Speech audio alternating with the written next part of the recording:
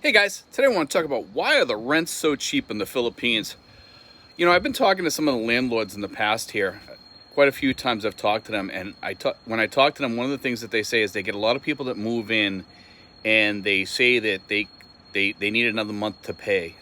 The month goes over, they need another month to pay, and usually the people can't afford to move into these places. Either they lose their job, they're in between jobs, or who knows, they've had to spend something for medical. What comes first?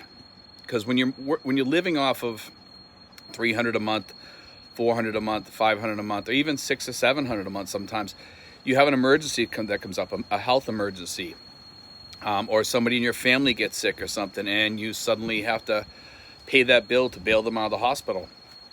Those are things that happen here all the time here. And all of a sudden the landlord gets stuck with that. In a lot of cases, that's what happens, and it could be, like I said, job issues, what have you. And it keeps the rents like artificially low over here. It just, wherever you go, you see cheap rents here, whether it be in a condo, whether it be a house. Houses sometimes don't get that as much. It's mostly the apartments. Sometimes the condos get hit with it a little bit, but not as much. Most of the time it's housing on the back streets of some of the towns here, like even here. These here, we get these for like $60 a month, like I've said in the past. But I mean, around here, $60 to $100 is about the average around here. And sometimes you can get a fully furnished one for about $100 or what have you. That's a steal. It's a really big steal, and for expats coming over here, it's a bargain. It's a great thing to have because, you have more money to spend. It works out better for you because you have that extra income. You can use it for your insurance, your health insurance, life insurance, whatever you think you need for insurance. But you do need some extra money to put aside also for when you hit your 70s or whatever. We talked about that before. But the rents around here, even over Laguna, Santa Rosa, Tagaytay, Manila, you can find decent places in those areas, and also in Alabang, sometimes for $300-400 a month. Sometimes, if you shop around, you might have to do a little work, give it a little tender loving care, give it some a coat of paint, or put in a new faucet or a toilet or something like that. But besides that, you don't have to do that much. Most of the places, if you're paying for a place like a condo or something above $250, usually you're going to get air conditioning in your place. Usually you will. In some cases, you'll get a furnished apartment, which is great if if you're looking for a furnished apartment. But I was looking at a house yesterday that we went out to. It was I think the guy said he paid $350 US for it. It was in a gated community. It was a 2-bedroom. It was a smaller home, but it had a huge yard. It was basically 2 lots, which gave him a huge backyard. He had like a place where he could park his car in there if he had a car, but he didn't have a car. And it was a beautiful little neighborhood there, and there wasn't any dogs barking. There's no roosters, none of that around, which is awesome. It was fantastic. For $350, I was looking at the bedrooms and stuff like that, and if I saw something like that around where I'm at, I would jump on something like that because it's got the 2 bedrooms, or I'd even look for a 3-bedroom. And it was over in Dasma, and I was kind of impressed by it. I've seen a lot of these around. The prices vary depending on the subdivision that they're in. Some have pools, some don't. Most of them have pools. The gated communities around here, some of them are very beautiful and very spread out. And that's where you want to go. You want to go to a place where you're spread out and you're far away from your neighbor, and the neighbor's not right on top of you. Otherwise, you're going to be people, or even if there's an empty lot there, sometimes they'll build on that like really quick after you move in, and then you get somebody building there for 6 months or what have you. But I mean, you have to kind of look around and see what's going on in these places when you're looking around, because like I said, if there's an empty lot or several empty lots around you, sooner or later they're going to be sold and they'll be building right next to you, and that's part of living in the Philippines. You have to put up with it. And also, if you get neighbors moving, if you already have the neighbors in there, sometimes that can be a blessing because of the fact you can tell what you have there already. If they don't have a dog or they don't have chickens or whatever. And also, you got to check the rules in these places when you go to move in. That makes a substantial difference on the rent sometimes too. If the rules are no roosters and just small dogs or something like that, usually, that's what you're looking for. In most cases, you're not going to have many problems there if you have a good homeowners association, and they really clamp down on the rules, and they really, they don't let people do all this stuff. Um, Also, karaoke. Some places don't allow karaoke. Some places do.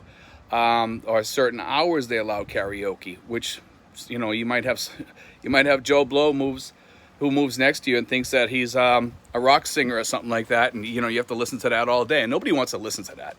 You definitely want to have your peace here in the Philippines. At least I do anyway. I don't like moving into places like that. But always open your eyes when you're doing these rentals, because that could have a dramatic effect on the rent too. If you're finding a cheap place, it could be because of the neighbors, because somebody looked at it before, or several people looked at it before. They came out, the karaoke was blasting, the rooster was cockadoodle doing, or they saw the roosters next door, or they have dogs right next to your door or something like that, barking outside your window. You never know. You never know. But this place that I looked at, there was an expat that was renting it, and he got a beautiful little place there. It was, like I said, fully furnished, beautiful backyard. He needed it fixed up a little bit to put some gravel back there or something. The grass wasn't taken care of that well. But the inside of the apartment was really, really cute and nice. And it had there was a lot of room to do a lot of different stuff there to make it yours, to make it really, really nice. What I would have did was, because I don't have a car, and I don't like to, I don't even want to have a car here. Where the garage was, where you could put your car underneath, what I would have did was possibly put a picnic table and some chairs out there, and just have a nice little patio out there with some plants, and make it look nice out there, make it yours, as I say. That's what makes the difference here, is making it yours. But when you come over here, guys, shop around for your rentals. If you got a lot of income coming in, and you want to look for a nice place, there's plenty of nice places here. And BGC is not the only one. Alabang should never, ever be off your list. Alabang is another place. It's like Makati and BGC, and it's really beautiful too.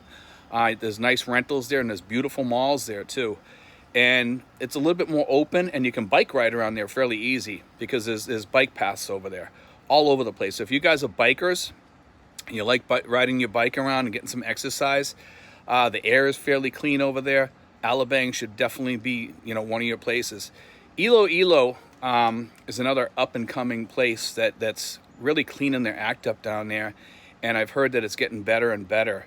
I'm not sure where they're headed. I've heard it's getting very artsy and stuff like that, and there's a lot of music. There's a big music scene going on down there, and it's getting bigger. That's something that people might want to look into. I haven't been there for years in Iloilo, and it is a beautiful place. Antique, Aklan, Boracay. Boracay is not a place that I would move to, because of the it's just a different scene out there. A lot of people, and the rents are really high out in places like that too. And places like Aklan, which is near Boracay, is very beautiful. That's a place that some people might want to look into. But make sure, guys, whatever you do, make sure that you have what you need for you around you too. Look around your neighborhood. Look around the surrounding towns and see if they have places where you can go get food. A lot of these places you cannot get food. You cannot get Western foods. Nothing, or very little. About the most Western thing you'll get is a Coca-Cola, probably. That's about it. But when you guys are out looking around, and I any veterans that are using the VA, I always tell them, guys, if you're going to be using the VA, stick close to Manila for several reasons, because it's a good jumping off point to go to other places. Like if you're going to Mindanao, you're going to Cebu, you're going to Dumaguete, or places like that. I'm not a huge traveler in the Philippines. I've traveled around when I was younger here. I've been down to Panay and places like that. I've been to Boracay, and I've been all around Luzon pretty much, except for the East Coast. I've been on the West Coast of Luzon, quite a bit. But I mean, check out wherever you're going, because some of these places get pretty remote. As you go more up north of Manila, some places start getting a little bit more remote. The food starts changing. You won't see as many Western restaurants, if that's what you're looking at, Western foods, S&Rs, Landers, stuff like that. Make sure you have places like that around. That's where you're gonna load up on a lot of your food stuffs. Unless you're used to Filipino foods 24/7, you're gonna want to be near some place like a all day supermarket. Like I said, Landers, S&R, places like that. And it's nice to have at least one good restaurant around you that you can go to on occasion. I know some people that live down in Mindanao in that area, and they hanker for some food sometimes, some Western foods, and it's nice to have that. Actually, McDonald's right now, and I was really surprised at this, and I don't go to McDonald's a lot, but once in a while I'll just have a McDonald's burger or something. And, if I'm sitting here and my girlfriend didn't cook because she's out or something like that, I'll order from McDonald's. And I noticed that they have fish and chips. So I figured, hey, what the hell? I'll give it a try. I'll give it a shot and I'll try it. And guess what? I actually liked the fish and chips, and it came with tartar sauce, and the fish was decent. So I was like, this is pretty good. This is not bad. They gave me 2 pieces of fish with French fries, ketchup, tartar sauce, and then I got a Coke, and I think it was, I want to say it was 320 pesos. I could be wrong on it, but I think it was around 320 pesos, which is about $6. It's not too bad for fish and chips, guys. You know what I mean? That's not bad at all. But anyway, guys, I just want to put that out there. Look around. There's some really hidden gems out there. Remember what I said, guys. When you look at a place, go in there with an eye of, what can I do to make this place my own? And when you get in there, stay in there for like 3 to 6 months or whatever, and see if you like it. If you like it, then start fixing it up. Start doing what you want to do with it. Start doing things with it. Start making it yours. And then consider signing a lease also, so that you can kind of stay there. Unless you plan on moving around the Philippines, it's good to have a lease, because if you're going to put money into a place, we cannot buy property here. We can only buy condos over here.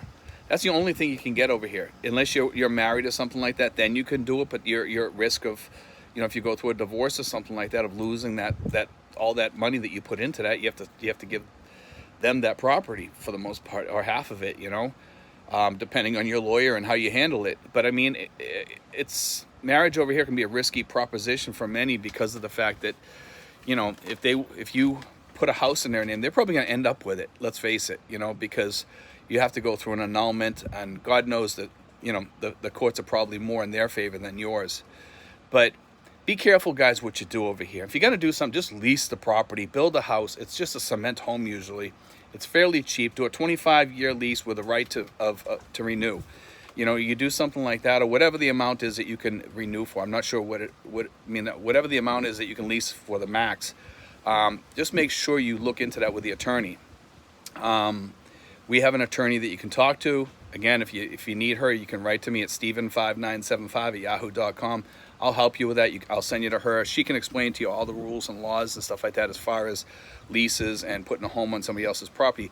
But after that lease is all done, let's say you renew for another so many years or whatever, and your girlfriend's still living there. Once that's done, it's done. It reverts back to them, and the house becomes theirs. Just keep that in mind. But it might be cheaper than rent, because they're going to be looking at it like, well, geez, my family will get this with a house on it after this guy passes away and his girlfriend passes away, and they're in their 50s or 60s or what have you. So I'm gonna benefit, and it's quid pro quo. You take care of them, they take care of you, and it kind of works both ways. So it is, people always think of, well, I don't own it. You own the home, you just don't own the property, and eventually a home's going to break down. A cement home doesn't last forever. It has to be knocked down after a while. It starts getting too many cracks. It just starts getting kind of crappy. Things start happening. Some of them last a long time. Some don't. Our house here, where I am, our home here, we take care of it quite well with paint and taking care of everything here. And it's a really nice, well-made place that I'm really happy with. We have Justin here. He loves his place. Joanne loves her place. And me and my girlfriend, we love our place because we've made it ours. We put the money into it. If you put the money into your place, and as you can see, we have the cabana here and the other cabana over here, and we made it into like a little, paradise here, like a little island paradise. It's just nice being able to sit here during the day. The guys come over here, we sit, we chat, sometimes we'll go out and we'll head out and do an adventure or something like that. And this month here, we're probably going to be going down to maybe Barracuda or something. We keep saying that, but I've been sick for a while, so haven't been able to go. But we're probably going to go down to Barracuda, and we're definitely doing a Texas Roadhouse trips pretty soon. So we have a lot of fun here. We do, like I said, I'm not a big, huge traveler. A lot of guys like to travel. I'm not a big traveler. I like to kind of stay here and just enjoy life. I'm retired. That's what I want to do. A lot of guys are big in the traveling. I like to travel once in a while and get out of the house and go do something local. Shoot up to Manila, go up to, Bataan or something like that. We've gone to Bataan, all the places up there. We've gone up to by Clark and all that stuff. I'm not a big fan of that area, so I just don't like that area. There's just something about it I don't like. Too corporate-y. That's all I'll say. I think some sections of it are kind of too corporate, too much stuff going on there for me. I like the quiet and the stillness of out here. Anyway, guys, God bless. Make sure, guys, when you're looking for property, shop around. And sometimes if you pay a little bit in advance, if you pay 6 months in advance or a year in advance, but make sure you like it first. Spend 3 months in there, and then see if you like it. Then try to pay them in advance, and maybe you'll get a month off. And make sure you get a receipt for that. And if you have a problem with them, then go take it to the barangay.